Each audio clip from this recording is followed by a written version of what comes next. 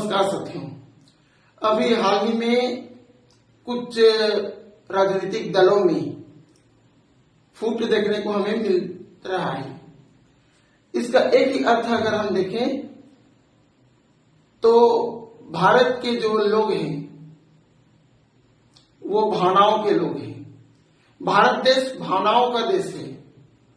भारत के जो जनता है उनमें भावनाएं हैं और वो भावनाओं से काम करते हैं।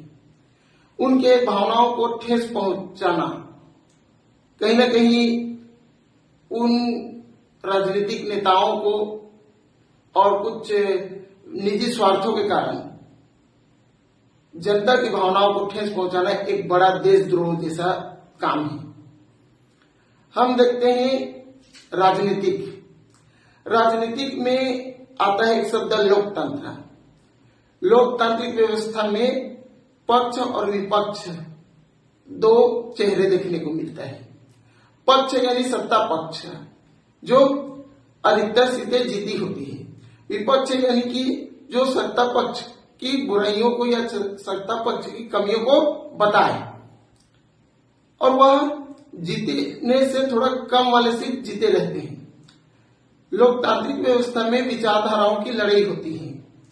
कोई मार्क्सवाद विचारधारा से लड़ता है, कोई पूंजीवाद से लड़ता है, कोई साम्यवाद से लड़ता है और खैर सभी की अपनी अपनी विचारधाराओं की लड़ाई होती है।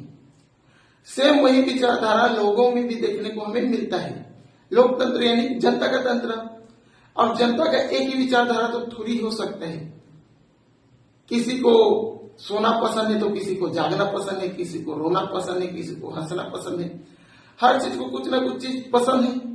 तो उसी प्रकार हर व्यक्ति की विचारधाराएं अलग अलग है और उन्हीं विचारधाराओं को रख के राजनीतिक में प्रवेश लिया जाता है लोकतांत्रिक व्यवस्था में और 5 साल के बाद चुनाव लड़ा जाता है।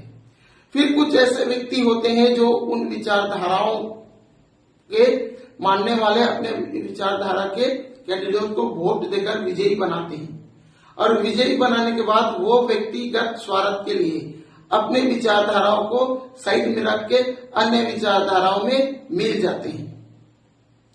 यह बातें राजनीतिक में हर एक व्यक्ति के लिए लागू होती है जो आज व्यक्तिगत स्वार्थ को देखता है और करोड़ों लोगों की इच्छाओं को, करोड़ों लोगों की सोच को एक बात पे मार देते हैं।